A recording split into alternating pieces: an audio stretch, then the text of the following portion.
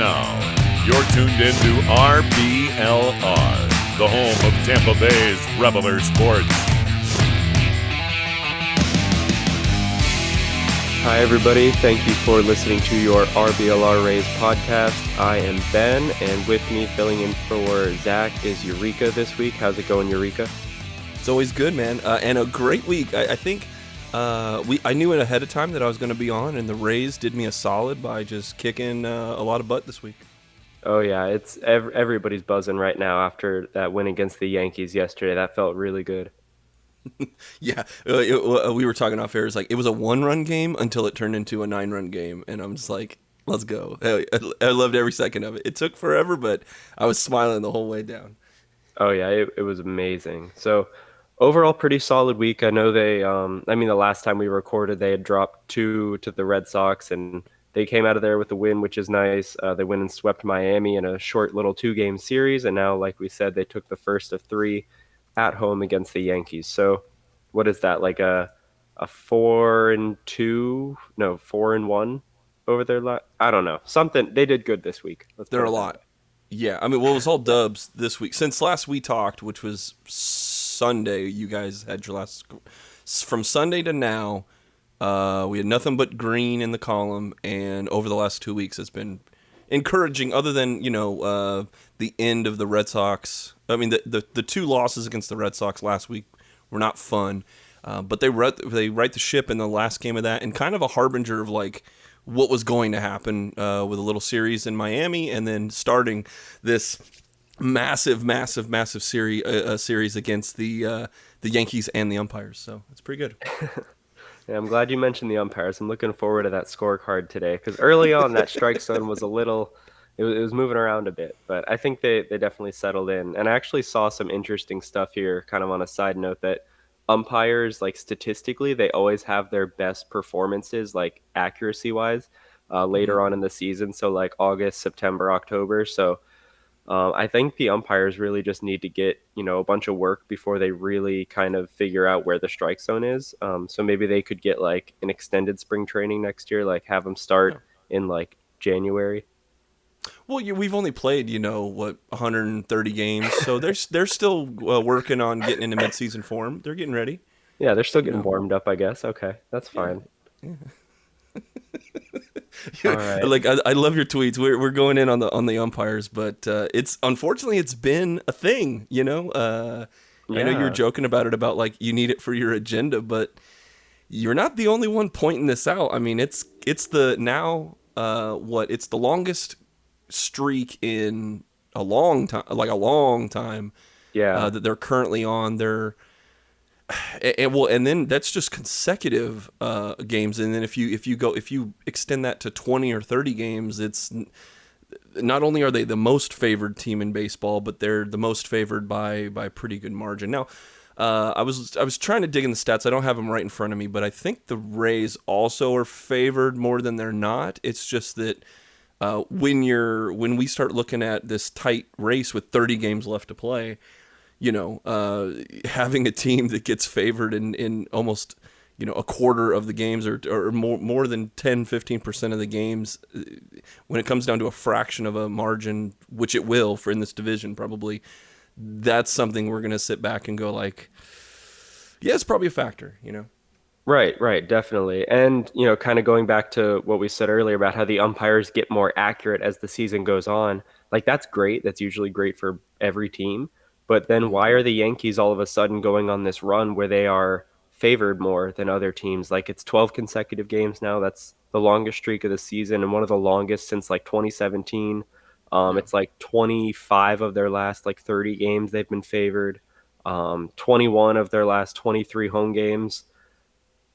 The umpires are supposed to be more accurate at this part of the year. They are for most of the teams, except for one of the teams in New York, which is really interesting. And I know Trevino is a great framer. He's really good, the best in the business. But, like, Higashioka is also on that team, and he's played, like, 30% of those games.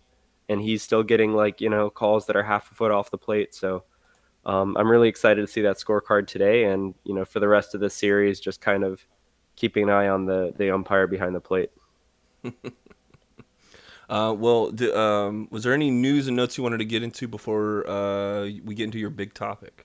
Yeah, McClanahan is going to be okay. Woo, woo, woo, Contrary woo, to woo. the popular medical consensus, that was rampant everywhere. But yeah, he's fine. It's going to be like 2 starts, maybe three if they're extra cautious, and they want to get him a little bit more like of a breather because he has pitched a career high in innings by quite a lot.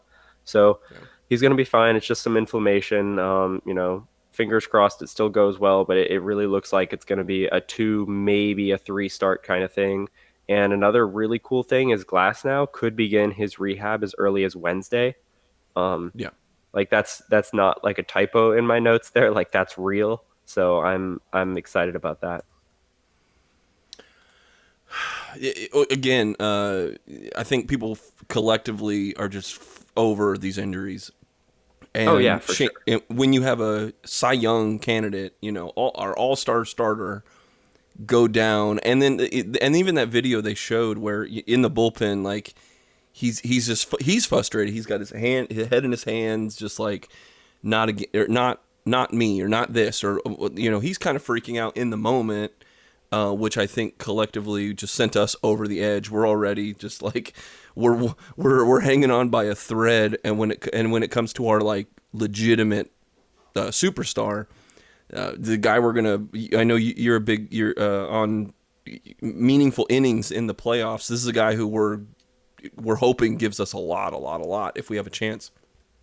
So for him to go down, and to go down as suddenly as it was just kind of a moment that I think was not a straw breaking the camel's back, but obviously, man, people started getting their WebMD degrees and just, man, dude, people were throwing timetables and rehabs and like all this stuff. It won't pitch again ever, to won't pitch this year, to there's medical drawings of impingement and stuff, and it was crazy, man. But thankfully, all those guys were wrong in a good way, and it won't be too crazy. So yeah, Yeah, and that's a fair point about like, we're kind of over these injuries. Like I was mostly thinking of it as like, I'm always going to think best case scenario probably no matter what, but it is fair to be like, to have frustration about the injuries, and it kind of comes pouring out when you see Shane McClanahan, walk yeah, out of the bullpen almost in tears. So I mm-hmm. get that. Yeah. But I do want to see like what the Google traffic was for shoulder impingement, like a little graph of like there's probably a big spike It's earlier just a this week. giant, yeah, exponential spike in Yeah, impingement. Yeah, or like the traffic for like the Mayo Clinic definition of a shoulder impingement. I'm just interested in that. I feel like yeah, it was, yeah. around the baseball world, people were trying to figure out what that was. So That's good funny. stuff. KS shoulder impingement. Oh man. Pretty good. I love it. Okay, but yeah, I guess that's it for like the big news this week. No new contract extensions or anything like that, unfortunately, but Okay. maybe we'll see some soon. All right. So lay it on me. What's the big thing you want to talk about this week? September roster expansion. Let's Some go. really cool moves here. We get Jonathan Aranda, who has a phenomenal bat. He's going to get a little bit of time up here in the majors for the last Yeah. month. And Yeah. Matt Whistler, he's reinstated from the IL, but those 13th and 14th pitcher spots are going to kind of be a revolving door the last month. So he'll be up, he'll be down, he'll be back up, he'll go down again. But it's nice that he's healthy because pitching depth is probably one of the most important things in baseball, especially when you're trying to make the postseason. And we're seeing that with the Yankees now. Like they traded away some major league pitching depth, and it's not helping them in this moment. So excited to have Whistler back, and excited to see Aranda in his second cup of coffee this year. Yeah. A lot of people. We were just joking about the doctors on Twitter, but a lot of Ray's Twitter was kind of up in arms, like, why hasn't this guy been brought up? Like every time we would see a guy get called up, it was like, well, why not Aranda? Why not Aranda? Why not Aranda? Because he's been tearing it up. I mean, he's 18 home runs, 85 ribbies, a 915 OPS down in Durham. Like he's killing it. Like no, even the old school statistics, a 318 batting average, right? For those out there. he's getting it done. And so when we were looking at these 1-run losses like 2 weeks ago, it was like, yeah, we probably could have needed someone that like is kicking ass with power and contact. You know, the problem is, correct me if I'm wrong, but he just doesn't have like a defensive home. He like, where does he plays short? He plays another infield position. He could play both corner outfield positions, but I don't think he is solid at any particular one. Did you guys talk about that a couple weeks ago? Yeah, no, I mean that's definitely true. I think it's a bit generous to say that he can play those positions. I think he's trying to play those. Okay. I mean, like I haven't seen him much at the corner outfield, so I don't want to like jump to a conclusion there. But so I'll be fair with that. But he's like in his time in the majors, he looked okay defensively, but like all the underlying like under the hood metrics have him as like he's on pace to be the worst defender in baseball. So Yeah. it's like the bat is so good, but like if you're constantly like, causing problems for your team defensively and like maybe you're giving up a run or an extra base runner per game, like Yeah. then the bat kind of has to step up. And, you know, baseball is such a cerebral sport. Like, so Aranda is going to be very aware of that. Like he's, obvious he has to be aware of his defensive struggles. Hmm. So you don't really want that kind of pressure on a rookie where he's thinking like, okay, I can't contribute defensively. I'm hurting the team. Now I have to produce with my bat. And that's kind of like a recipe for disaster there. You really don't want that to happen. If they can DH him, like that would be great because Yeah. then we don't have to worry Yeah. about it. But like, Yeah. as a rookie, you're already going to struggle offensively. Like there has never been a rookie who just, I mean, very rarely just comes out and dominates right from the start. Like even Wander Franco was like a 74 WRC plus guy in his first 150 plate appearances. Mike Trout, same thing. Like Aranda had a nice little like 15 plate appearance cameo earlier, but statistically and historically he's going to struggle. So if you have a guy who's almost guaranteed to struggle and you want him to DH because he can't play the field, like there's not much value there unless there's a roster expansion like we had now where he can just kind of get like thrown in when the matchup is perfect for him. So this is Yeah. a good time for him to be up, but he it makes sense to not have him up earlier this year. Well, what's cool too is now is the time where we can throw him out there, get him a few plate appearances over the next couple months. He still keeps his rookie status for next year. So, I mean, I know for time served is a big thing for the keeping him down the road if we want to use him as a chip or use him on the team. Because I think like if you try to hide, my other question was going to be like, okay, so if you don't want to DH him or you want to get him just kind of in a flow of playing, or you want to at least like see if the coaches can work with him. Not that you want to really work on development at the major league level, but in his case, I think it's just that every day is a learning experience. So, do you hide him at first, but you have a G-Man Choi? So now you're just seeing how much offense you're trading because, Aranda's a left-handed power bat. So, hell yeah, let's go. Like, that's invaluable in some areas, but looking at the rest of this, like other than like the New York series is big because you need to win those games.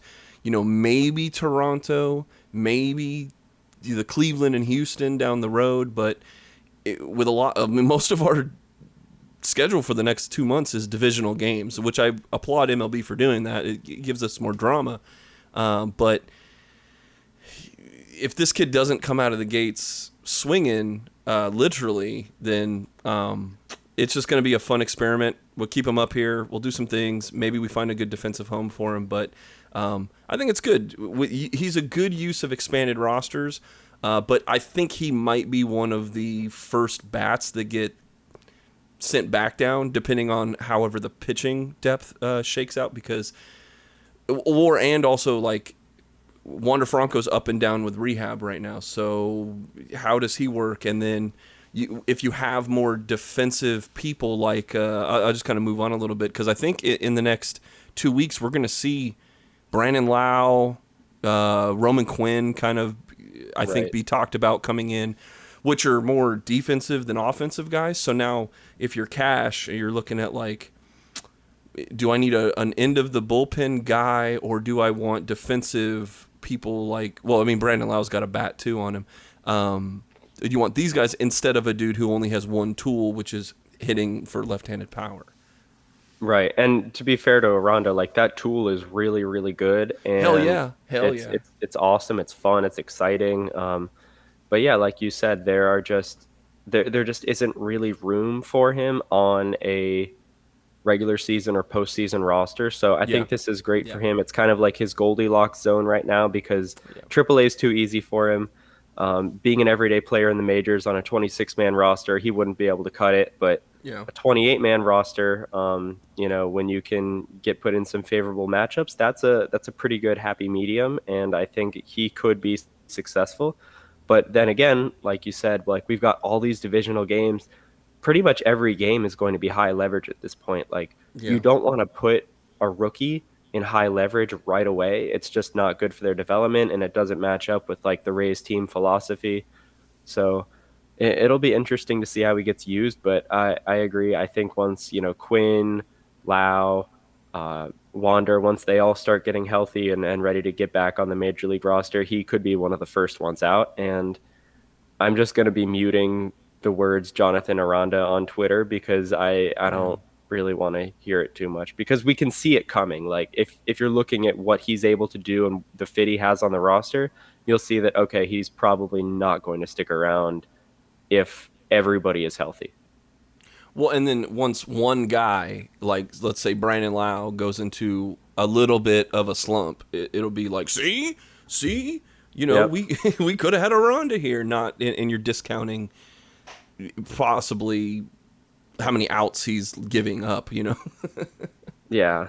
So, we'll see. And Choi has been a great defensive first baseman. Paredes, same thing, which is a really big part of being a first baseman because you interact with the ball almost more than anybody else, except for catchers and pitchers. But Yeah. like, everybody's throwing to you. You have to be able to close your glove, and if you can't do that, you're not going to stick very long.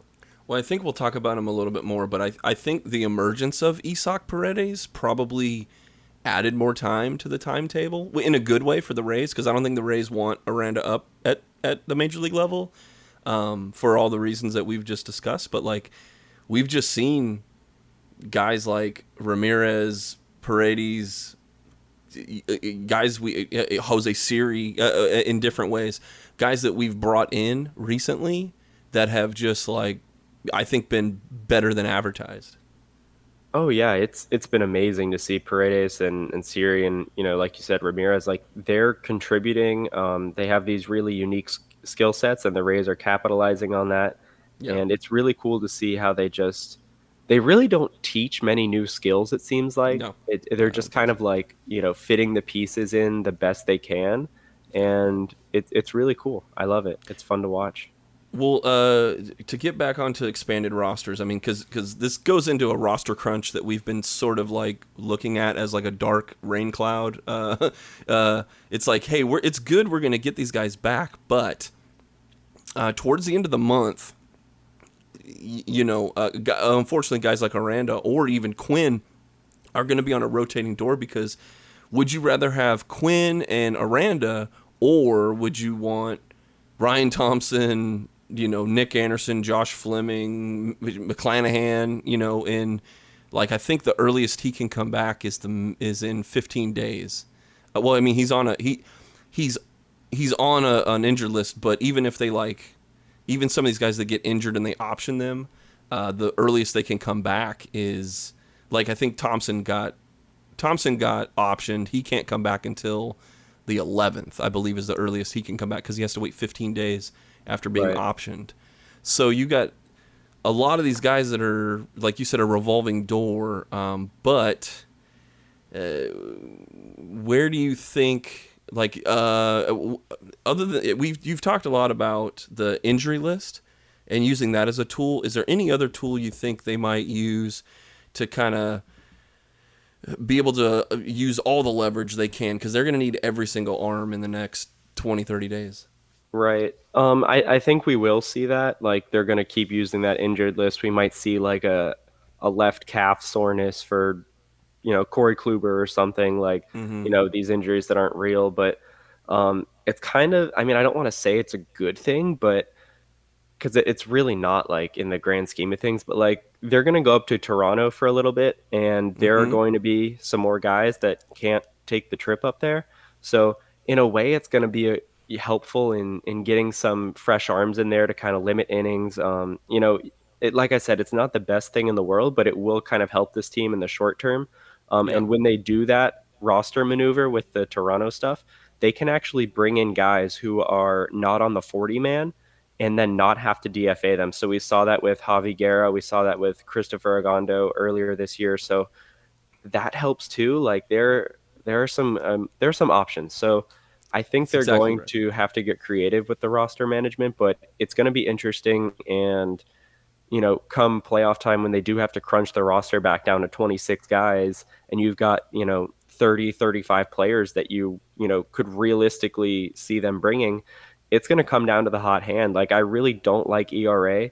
I've made Yeah. it very clear in the past, but like the guys with the best ERA, like the hot hands are going to be the ones who are brought along. So I think it's kind of cool too, because this competition here in the final month of the season is going to be good because one, the Rays want to make the playoffs, so they want their guys, competing hard, playing well. And then two, it's also going to help like raise the level of the players on the roster because they're not just competing against other teams, they're competing, within their own roster for a playoff spot. So Yeah. yeah, I'm there. This is really good, healthy competition, and it's kind of exactly what the Rays want with everybody coming back healthy because you don't want to, go limping into the playoffs. But yeah, I'm just excited for all the competition that's going to happen soon. I think two things they're going to need to make a decision on is Wander Franco, first and foremost. Like, do you want to just punt on this season? Because obviously he's a generational talent. So I'm hoping that everything just goes fine. He comes back, boom, he's great. But if there's even another little hiccup, I think they need to figure out there's a space that's probably going to be needed at some point. Maybe not in the next 3 weeks, but now as they're getting close to decision time on that. But another guy, Brendan McKay. I think Brandon McKay.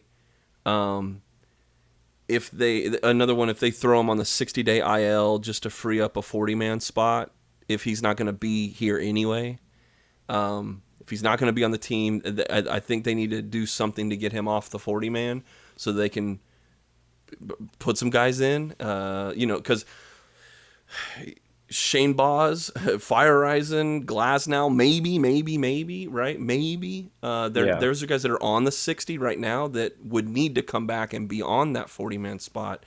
So if any of those guys, even like Chirinos too, in a lesser role, but like you got Glasnow, Boz, like these are dudes that we would love to have back if they were there, and I think that's a perfect swap. Is you put McKay on the 60 so you can take him off the 40 man. Yeah, he might already be there. I'm not sure. Yeah. I think so. I don't know, but I know Wander is like on the 10-day IL, and he could probably get moved to the 60, and it wouldn't really, change his timeline much, if anything. Okay. Yeah. Um, I'm pretty sure Fire Eisen might be done for the season. I had some stuff about that in Okay. my injury stuff, but Okay. um, I don't want to like disclose my source because I'm not supposed to. But I've heard that like he's not looking so great. But I have heard that Yanni is like he's pretty much major league ready. So Okay. that's cool. But yeah, so there's that.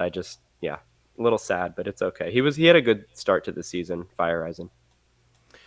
Was there one more thing I was going to ask you about the expanded rosters? You brought up the unvaccinated rule, which I love, or the little loophole that I was kind of poking at, that I definitely thought they're going to use coming up here, to get Yeah, two or three more guys. Man, they might even throw some weird dudes on that list. Be like, oh yeah, by the way,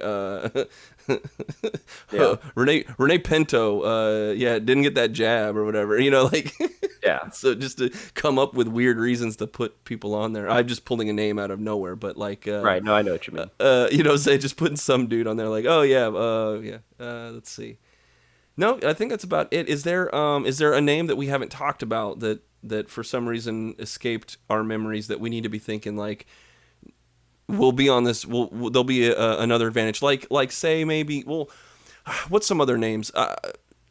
Like I don't think it's a good thing, but I know it's been put out there, so I figured I'd ask you. What about like Taj Bradley or one of the other 21-year-old guys that are sitting down there that maybe they won't be on the playoff roster, but now they can get some at bats, not scot free, but basically you can come up here, do your thing, and just get ready for next year. Now that the minor league seasons are wrapping up. I don't think we'll see Taj Bradley. I mean, he's kind of getting rocked in AAA right now, which is fine. Like it's a learning experience. I know Patino, we didn't really talk about him much, but he'll be another one that'll be in that Okay. revolving door. Okay. I'm trying to think of any other arms. Yeah, I think that's about it. I mean, Fleming, he's still kind of working his way back, but he's starting to look good. Right. I'm doubtful about Nick Anderson. Like we finally got some Statcast data because they're playing the Charlotte Knights and they have Statcast at their park in AAA, and his fastball it's cooked. Like I feel so Hmm. bad saying that because he was such a big part of this team for like a year and a half, but Yeah. I I don't really know what the plan is with him. Maybe he's gonna get better overnight magically, but yeah, I'm doubtful about him. But I think that's about it. Yeah, Patino, Fleming, um, maybe Angel Perdomo. He's a guy who's not on the 40 man, but he's got some good stuff. He's a lefty with a really nice slider. But that's Yeah. about it, I think. All right, I know that was the big thing that we wanted to touch on because now is the time to really dig into that because we're about to see. I know you and Zach are going to be dissecting a lot of the decisions that are made. Every one of these guys we just brought up is like this is not easy decisions. These are not.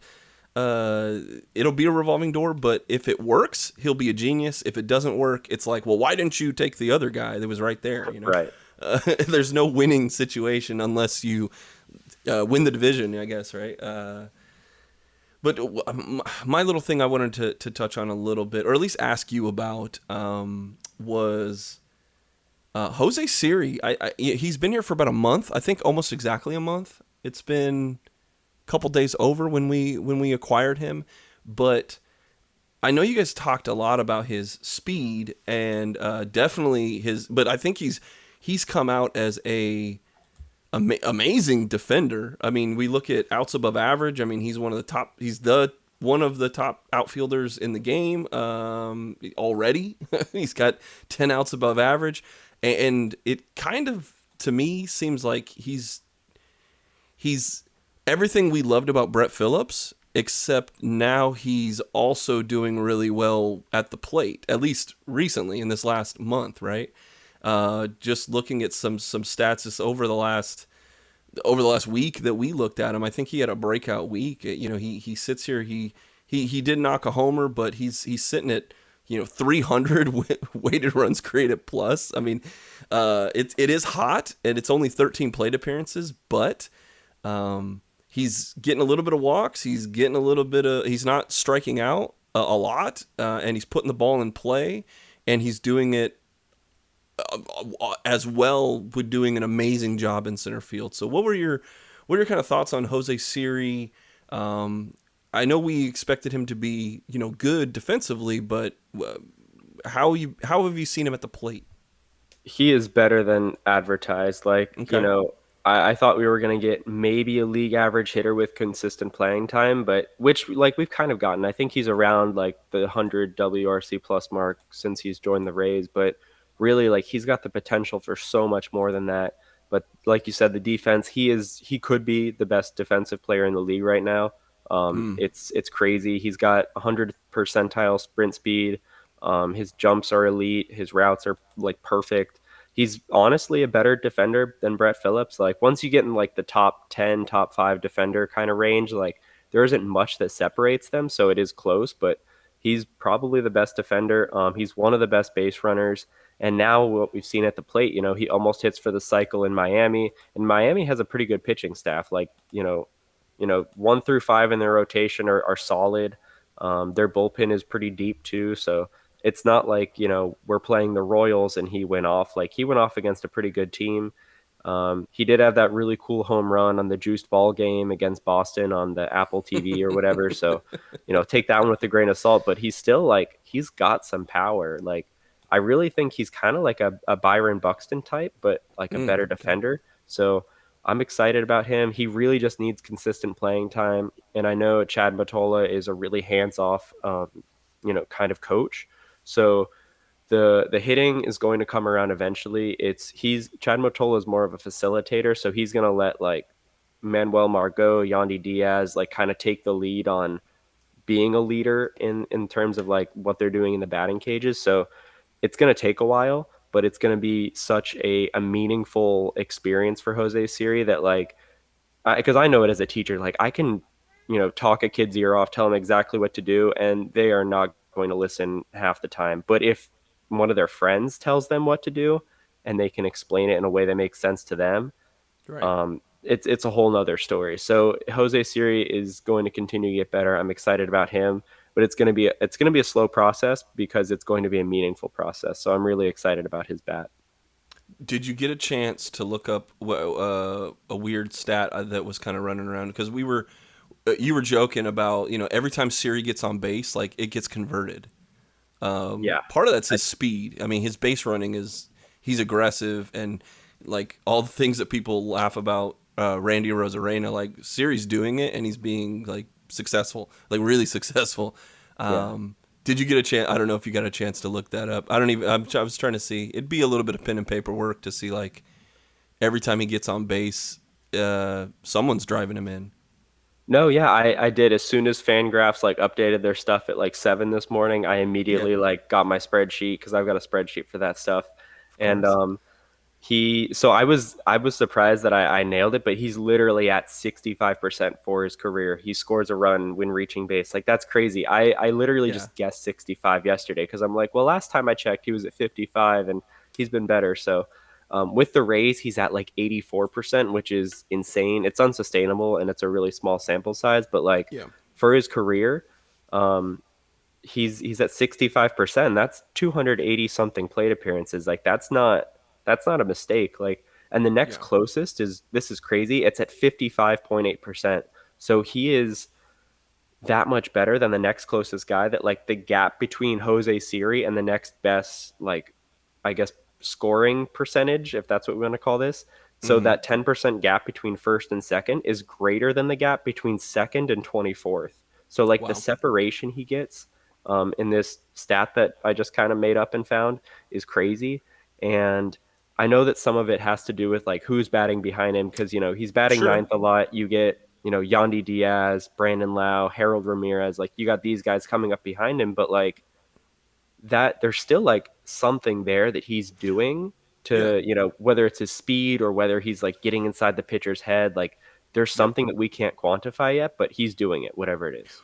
Well, the guys, it's a shame that I'm the guy sitting across from the digital table from you, because I think some of the old school guys, they would say like, the eye test or the what, like it's the old school, like if you're fast and you get on base, that's the point, because now the guy behind you, like, the whole thing about the leadoff hitter myth, right? Like he would be like, he's fast, he gets on base, and then he allows the second and third and power cleanup hitters to move him in, and that's like old school baseball. Like that's the whole Yeah. point. But a lot of that does come from like, if you're really really quick and you're smart on the base paths, or you're aggressive on the base paths, which this team this year, I think, maybe more than other years, they're picking that out as like, this is a skill we have. We have quick aggressive base running, and while it doesn't work out all of the time, in the playoffs again, because we're kind of switching this mindset to like, well, what's going to work in the playoffs?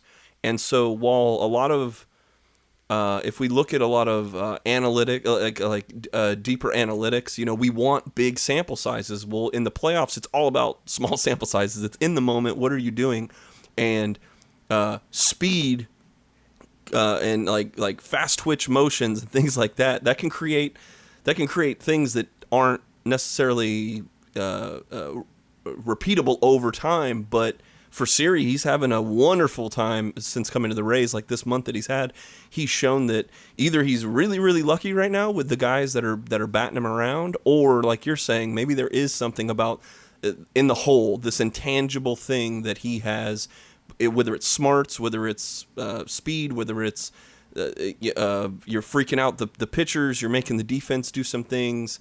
Yeah, I don't know. It's working out. I don't have a crystal ball to know what's going to happen in the future, but I think that this is little tiny intangible skills that it's not an accident. I mean, it's one of the reasons they went and got him.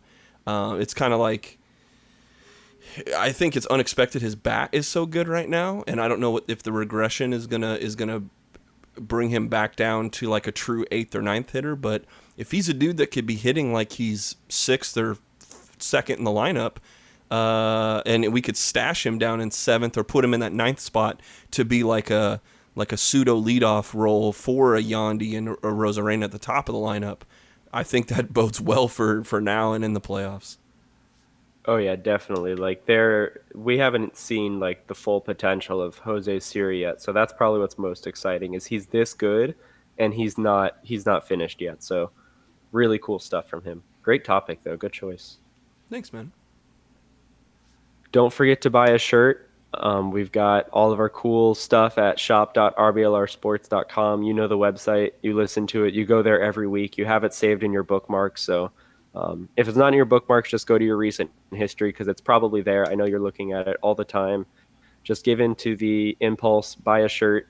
We've got that cool Bring Back the Devil shirt. So give in to your devil on your shoulder and buy one of those. If you want 10% off, you can get 10% off. Just use promo code FLAPPY. That's FLAPPY. If you don't want 10% off, that's fine. But, you would be not very smart to not take that deal. So I guess you'd probably fit in right on the Yankees if you didn't take that deal. All right. So I think, do we do the players of the week before we do the week recap? Or, like the couple things we learned throughout the week? And this is your show. You do what you want, man. What would you like to do, sir? I think if we go into the players of the week first, that might be cool. Okay. I guess. All right. All right. Who's your pitcher of the week? So I kind of went in a different direction here. I wanted to do Kluber, maybe Springs, because they had really good performances. But I kind of went with the pitcher that had the most important performance this week, and that was Sean Armstrong. Like he came in with like 15 minutes to warm up. And they're telling him, like, all right, you're going to start today for your first career start ever, by the way, for Sean Armstrong is on short notice, on the road. Your ace might be done for the season, and he just goes out there, throws 3 scoreless innings, had a 2.46 FIP, so he was still good. Like, it wasn't, too much luck there. And he faced a career-high 12 batters, tied a career-high in innings pitched in a game, and had his first career start, and he was absolutely fantastic. Such a great thing from him there to kind of like stabilize everything, and it's like, hey, we got this. And the Rays literally needed that from him because there really wasn't anywhere else to get many innings at that point. So he's my player of the week. I think he was my player of the week last week too, and I'm like, yeah, I'm just going to give it to him because he's probably not going to do anything special again. But his three inning start was exactly what the team needed. And, it is just Miami, but it was such an important outing from Armstrong. Yeah. I'm going to need you to guarantee he will never do anything really cool ever again, and just to like lock that in for the rest of the season. Right. But, I 100%, I'll go with that. You brought up Kluber. I see, if you look at just the stats, like Kluber doesn't sound like he should be because he gave up 3 home runs, but like, those home runs were little softball home runs in Boston, and they were kind of at the time of the game that wasn't really that meaningful because the Rays had already like blown the gates open. But I think Kluber gets an honorable mention for me. I think that he came in, he gave us 6 innings, which is really good for us. But he's also like, he's striking out about 1 per inning. He's not walking anybody. He did, other than those home runs, those were the only like meaningful hits he gave up. He struck out 4 dudes over 6, which it is what it is. But in terms of just what he's doing, he left most of the people. I mean, 100% of the people that were on base against him, other than the home runs, they were just 1-run shots anyway. I think in the long run, you look at what Kluber did, and I think it's repeatable, and I think he's doing well, and I thought he did all right, other than giving up 3 meaningless home runs in a 12-4 victory. So my hat's off to Corey Kluber. Rasmussen was also there, just kind of steadying the ship. I mean, there wasn't really... The bullpen was just amazing this whole week, so it was kind of hard to pick like one guy out. They were all amazing. I'll just maybe that if I would just take the whole team picture of the bullpen and put it in there. But we'll go with Sean Armstrong. He came up clutch on the spot. Hey, BTW. What has that ever happened to you in teaching? They're like, oh, hey, Mr. Jones is unavailable. Could you go teach his class real quick? Yeah, it's like, here you go. Just do this thing that like usually takes like a long like prep time to do, and like, oh yeah, you just have to like do a good job at it. Like you just have to, and it's like, okay, I will. So you don't really have a choice, but Killer. Sean Armstrong didn't have a choice, and he stepped up. So honestly, like normal circumstances, like a 3 inning start from him wouldn't really be like a player of the week for me, but like just because of the context there. So I'm cool with Kluber, honestly, but I definitely wanted to highlight Armstrong because that was really, really important from him. No, I dig it. Sean Armstrong, 2 weeks in a row, and it will never ever happen again, ever, Right. ever. My bat this week. So we talked about Jose Siri, man. I was big on Siri. I think that Siri would have been my bat of the week if not for the one and only Isak Paredes. I think that this dude is on a massive tear right now. He's been a standout in all my little notes of all the games. He just pops up. He keeps popping up. Like, good for. I mean, he'll be 2 for 5 home run. 3 for 4 home run. Something like that. He's just slugging his mind. He's slugging out of his mind. He's hitting well. Just for even extra base hits. Like, he's creating a lot of offense when we need it at the time where we're facing our biggest against Boston, against New York now, against Toronto coming up. This is the dude that I'm excited about. He's been kind of warming up all year.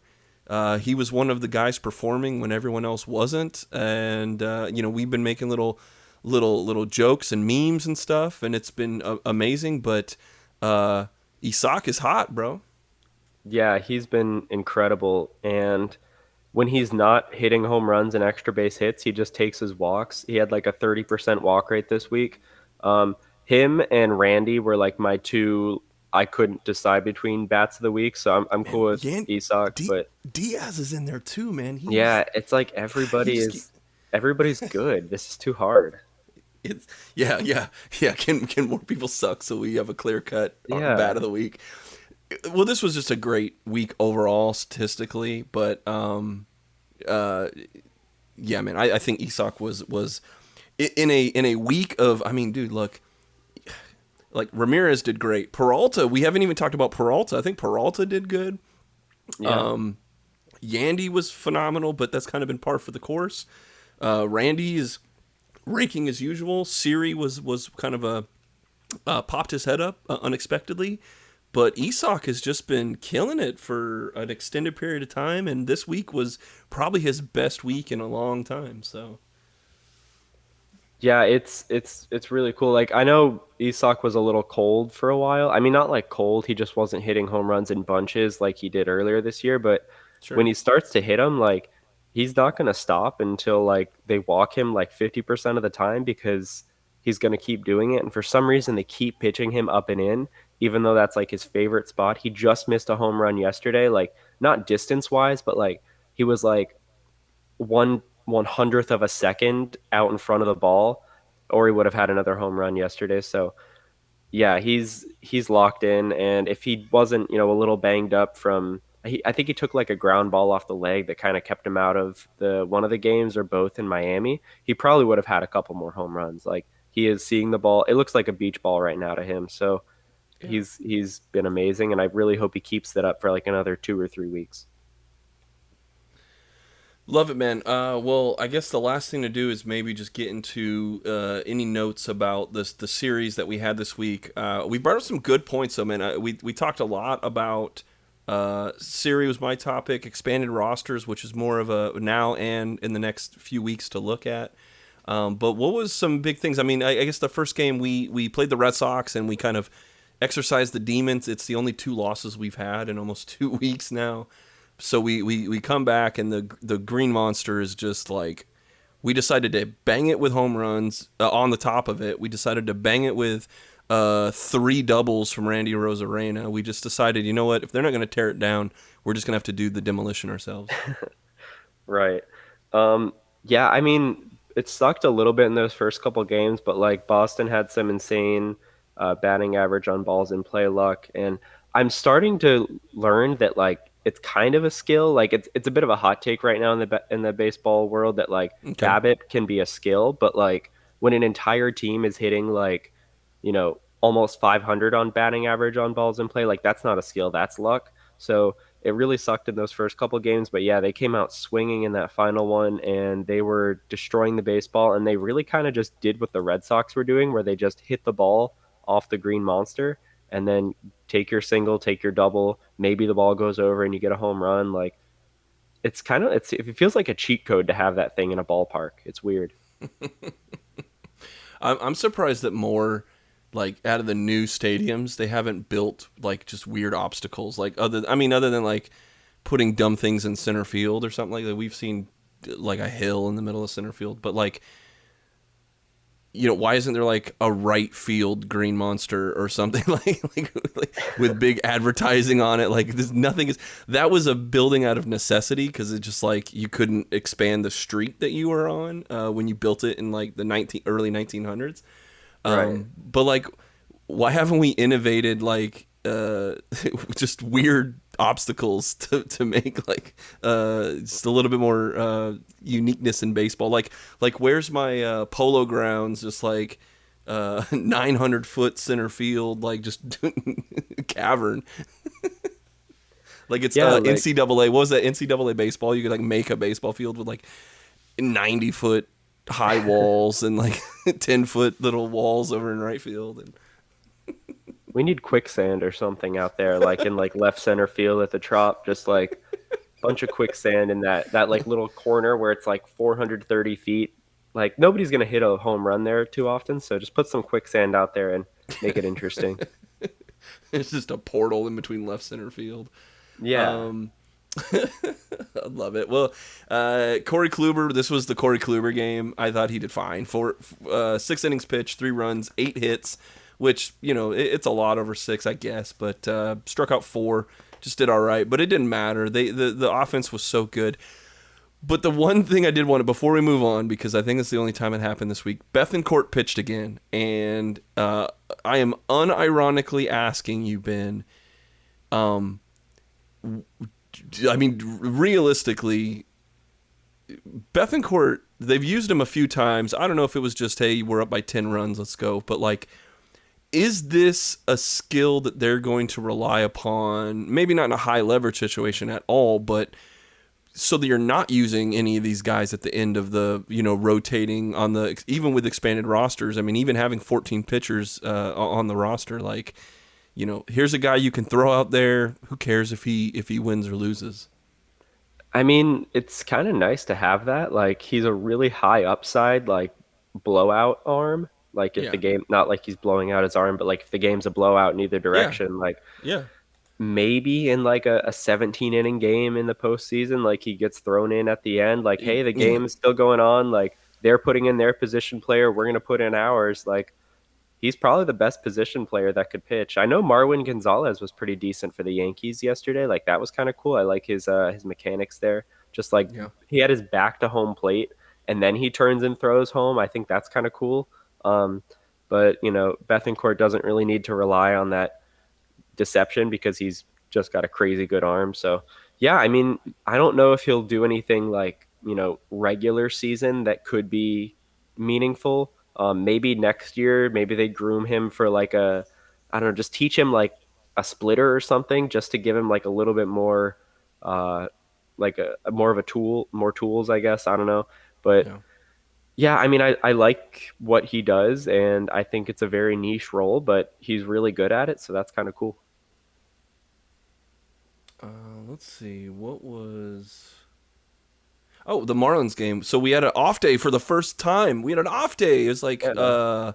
Jesus, 17 games in 17 days. Oh, it's about to get a whole lot worse right now. We're not getting another off day till like the end of September.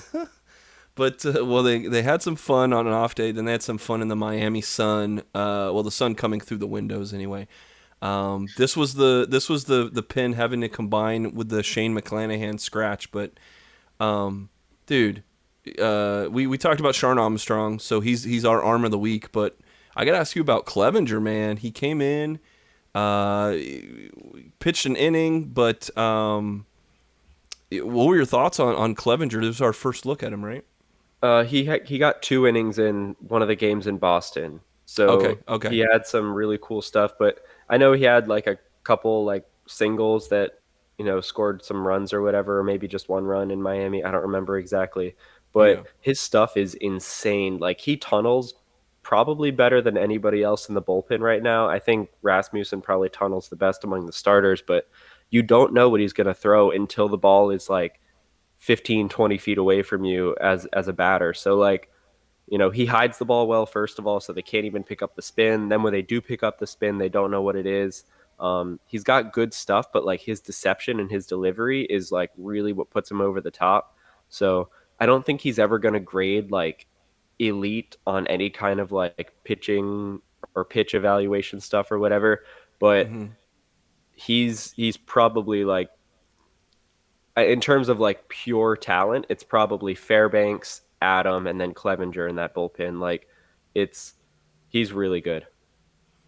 Yeah, and that was Adam was it's a good name because he kind of comes up in this game, the next game against the Marlins, which was a 10 inning pitcher's duel pretty much, where Adam had he was clutch in this game, clutch in the next game, and even came in the eighth against the Yankees. So all week, Adam is a guy we didn't bring up for Arm of the Week, but I think he was a solid contender. But between him, Fairbanks, they all had multiple strikeouts in their inning or less of pitching in the Marlins kind of blowout. But just a really solid game, all told, from the pen having to come together in a game that you were probably hoping Shane McClanahan was going to go 5 or 6.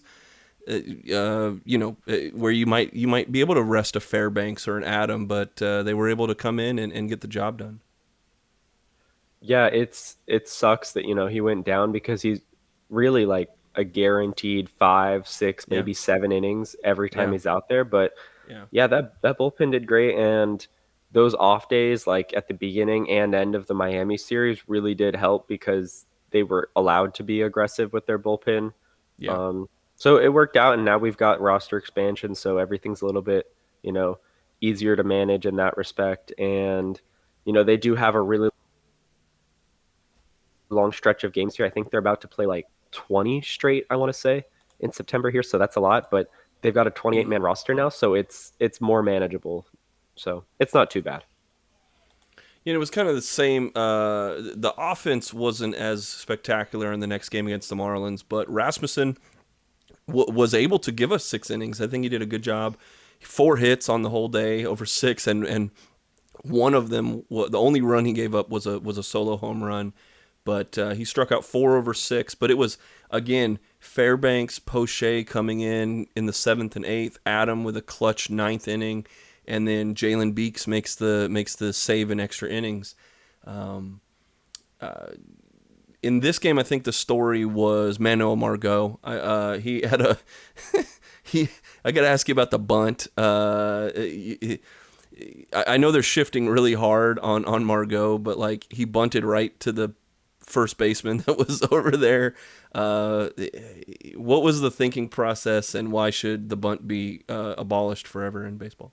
Because the bunt is so boring. Like if I wanted to watch a bunt, well, I don't really know how I could finish that sentence, but you get the point. Like they're Yes, not fun, and he popped it like right up to the first it was baseman. Bunts horrible. really It was don't horrible. work that much. I think they're like a 40%, 50% success rate. Like that's not Yeah, much higher than like, a, a ground ball that's a hard ground ball that's put in play, like that could do basically the same thing, except maybe go for a hit. So like just hit yeah. the ball, like swing the bat. He did redeem himself yesterday in the New York series. He bunted for a hit. So I don't like the bunt, but I do like the redemption that he got and like, the perseverance. So I respect it, Well, but don't bunt anymore. well, hell, he even had redemption in that same game, right? Like in the 10th, because of Yandy Diaz, who just was on, he was on base. He was 3 for 3, but also drew 2 walks. So he's just getting on base all of the time, and because of that, they pitch around Diaz, but Margot makes them pay offensively to take the lead in extras. Because Jose Siri was, oh no, wait, no, Yu Chang was on second.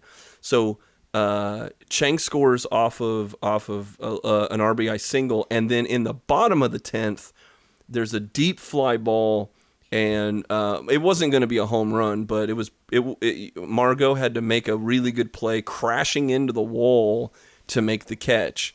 I mean, I don't want to. Again, we don't need to see more people getting hurt, but even in the post game, Margot said, yeah, he knew he was going to have to run and crash into the wall to get it, even though it wasn't going to be a home run. Otherwise, it would have bounced off the wall and scored the run, right? So good, good defensive play to be the hero. Good redemption after bunting to the first baseman to come up with a Manfred RBI single. Yeah, that was a really great game from him, aside from the bunt. Yeah, He definitely yeah, took away an extra base hit with that catch, and I was definitely holding my breath because that's how he got injured earlier and like almost yeah, like destroyed his ACL. So I'm glad he's okay. And yeah. yeah, it's crazy to have like two top 10 defenders in the outfield out there with like Siri and Margot, and hmm like you can just put them both out there and they just get after it. Like it's amazing. Let's see, and then hey, the Yankees came. The Yankees came to town, Ben. Oh, did they? I had no Yeah, idea. they did. Well, actually, I mean, Did it's we a clutch. wait? Did the Rays win? They did. Despite, well, wait, did the tweet come out yet? Did you already check umpire scorecard yet? Oh no, they come out at like 10:30. So Okay, all right. I don't know Well, if so we we stay still have on time. long enough, we can do our Yeah, if we live stay up, we'll give reaction. you live updates. Live. This is the content you come for at RBLR Sports. But no, the Yankees. It's clutch. I'm feeling a little saucy because this was a great, great win, and it's clutch. Look, all jokes aside, we are playing them 6 times in 10 days, including this game, and they are in a beautiful rut right now. They had lost 4 out of 5 coming into this game, so now they're 5 out of 6, just falling. That gap is closing. I watch Formula One, and I'm just watching the tires are going bold, and we're just closing that gap ever so slightly. It was beautiful. Oh, it's so good. And for us, we're talking about pitching, dude. Springs comes in. I'll take his start every day, man. The whole, including the bullpen, it was a 5-hitter. Springs walked 3 guys, but he struck out 7. He gave up 4 hits over 5 2/3. Hey, man, it's not superstar stuff, but I'll take it. Chargois, Poche come in for the kind of close out the 6th and don't give up any hits in the 7th. Adam comes in with 2 strikeouts in the 8th, and Fouch Dog comes in the 9th and strikes out 2 to get it done, man. Tell me about Springs. Another good game from Adam. You saw Fauche come in, man. It's I'm loving it, and other than the 8th inning, it was a pretty close game until just we decided to play everybody in the 8th. Yeah, Jeffrey Springs has been really great this season. To turn him into a starter and then have him find this kind of success is crazy, and he's really like he's not slowing down. Like he looks really good. I thought they were going to start to tail his innings off a bit, but I think they might let him go a little bit more, at least until the postseason when it's going to be kind of like all hands on deck for covering innings. But yeah, right now he's phenomenal. He's got a really nice, super super low zone contact rate, which is like the lower the better because like you want swings and misses in the zone. Springs is like surprisingly like I think he's like top 10 in the league among starters, which you wouldn't really expect from him, but that changeup is just it's something else and he tunnels it, here we go tunneling again really well with his fastball. Because basically any pitches with like the same side movement, like changeup runs away from his body, his fastball runs away from his body, so they look pretty similar out of the hand. The velocity difference is good enough to get that kind of like separation where they're out in front of the changeup and late on the fastball. But what's really cool about Springs is like he pitches with his changeup first. Like he does not care about establishing any fastball. Like that doesn't really work for him, and it's kind of like an old school thing that's not super relevant anymore. But because he pitches from his changeup first, you get Stanton 10 minutes late on a 91-mile-an-hour fastball down the middle. Like it's amazing to see that. So yeah, Springs has been phenomenal. It's really cool to watch him like turn into a pitcher because I mean, not that he wasn't a pitcher before, but he just like relied on his stuff. He had a great fastball, great changeup. Now he's like, yeah, I can get like a ground ball whenever I want. So I'm just gonna throw you a fastball down the middle, and you're gonna miss it, and then go grab some bench, and then cry about it too when you're on the bench because Josh Donaldson is I hope the Yankees sign him to a lifetime deal because he is so bad and he helps the Rays out so much. He had those two errors in one inning, struck out a couple times. Nobody on his team likes him. It's amazing. The fans don't like him either. Yankees fans hate him. So keep him on the team forever. Where's the incriminating evidence that he has in his locker? Like that's what I want about. Like why is he on the team? He's related to somebody or he's got some documents. Right. But even in this game, look, let's on the flip side, the eighth inning just kind of blew apart. But Margot, you brought him up. He had a phenomenal game in this one, 3 for 5. Ramirez was 2 for 5 with an extra base hit, and Bethancourt, we talked about him on the mound. He's getting it done on the plate too, man. He had 2 for 4, home run. Just. I think Bethancourt had a pretty solid week overall. We haven't really talked about him much. But I think just, man, it was such a good week. This was fun. Like, for all the couple weeks we talked about, just wait. They'll figure it out. They'll get back to doing this. It's been a little bit of the guys that have been steady with some guys here and there popping out of nowhere that are just doing good things. So I mean, it's like I'm so optimistic right now. Like I'm on cloud nine. I think they're doing it well, and the schedule is like lining up in a way that it won't be easy, but it will be advantageous if they take advantage and they play the way they've been playing over the last what is it, month and a half now. So, yeah, definitely. Just a fun game. Yeah, man. Let's see. Well, was there anything else you wanted to touch on this week? We've been going on for about an hour. Yeah, come on. What else you got for me? That's pretty much it. I know we've got some injury stuff, but like it's the same that we kind of talked about. Quinn's close to coming back. Like he'll just get activated and then either DFA'd or maybe like Bruhan gets, optioned. Um, yeah, we'll see. Wander, he should begin his rehab again this week. Like he's responding well to some of the batting practice and drills and stuff. So the longer Wander's rehab takes, kind of the better because he's not really going to have any power when he comes back anyways because the hamate bone stuff like it destroys any exit velocities that guys can have, and it's not like a painful thing. Like they're not in pain when they're swinging, they just don't have that strength in their hand back yet. So he would be a soft line drive hitter anyways, so he's going to need a couple months before maybe like in the postseason we'll start to see the power come back, but it's fine, he can take his time. And Yanni Chirinos, though, I am so Okay. excited about him. We got StatCast data, his velo, he's sitting 95, 96. Okay. Really great run on the changeup. His splitter is looking as good as ever. Um, Also, Chagua hit 98 yesterday, which was cool. So it's nice to see him like getting almost back to normal. But Yeah, like we keep saying, like things are really fun right now. Like all these, this time we spent waiting for guys to get healthy, like this is what we've been waiting for. Here it is. Yeah, yeah. It's a little validating too to be saying that, like, because it was doom and gloom, baby. It's yeah. doom and gloom. But we've been saying, hey guys, they're gonna right the ship, and it wasn't just Homer stuff. It's like, look at the stats, look at the data, look at what they're accomplishing with the people that were coming up, and some of those guys have turned into little more regular guys, and the other guys they did their service and they went back down. Just kind of riding the ship and going 500. We were just saying, hey, as long as they go 500, we're going to be all right. And now we're seeing the fruit of that labor with even more on the horizon. So that's my final thing. I just wanted to say thank you. Wanted to take advantage to say thanks to everyone who's listening to this right now. If you made it an hour in, you guys are the real MVPs. And thank you. I'll beg for one more thing, though. It's absolutely free to go onto Twitter or Instagram or Facebook and find us. We are at RBLR Sports. Hit that little like button. Hit that little follow button wherever social media you're on there. We're closing in on 700 followers on Twitter, so we're not quite pushing the campaign to get over that hump. But hey, man, just be the early guy. Be the first guy before all your friends can say they were one of the first 700 followers for us. So, Ben, I'll give you the final word, man. This is your show, man. Close us out. Thank you, sir.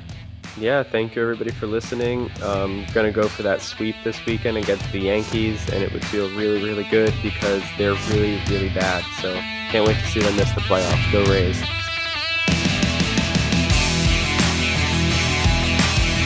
Thank you for tuning into this presentation by RBLR Sports. On your way out of the stadium, please remember to like and subscribe.